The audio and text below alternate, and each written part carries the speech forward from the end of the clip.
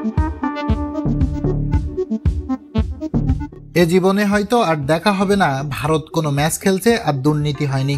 আজও আরো একটা দুর্নীতির সাক্ষী হলাম।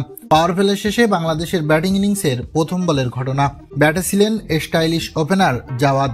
ভারতীয় বলার চেতনের করা বলটি ছিল ওয়াইড লেন্থের অনেকটা বাইরে, সেটাতেই ব্যাট চালালেও বলের লাগাম পাননি জাওয়াদ। ব্যাট বলে প্রায় 1 কিলোমিটারের ফাঁকা ছিল, বল চলে যায় উইকেট কিপারের হাতে। আর বল ধরেই ভারত মজার ছলে আবেদন করে বসে। তবে হঠাৎই সবাইকে চমকে দিয়ে আঙুল তুলে দেন আম্পায়ার, যা দেখে রীতিমতো আকাশ থেকে পড়ে জাওয়াদ। হা করে তাকিয়েছিলেন আম্পায়ারের দিকে। তবে কি আর করার, আউট হয়ে ফিরে যান 20 রান করে। ব্যাট বলের 1 কিলোমিটার দূরের বলেও আউট দিয়ে দিলেন আম্পায়ার। বাংলাদেশের বিপক্ষে ম্যাচ হলেই এমনটা করতে প্রস্তুত থাকে আম্পায়াররা।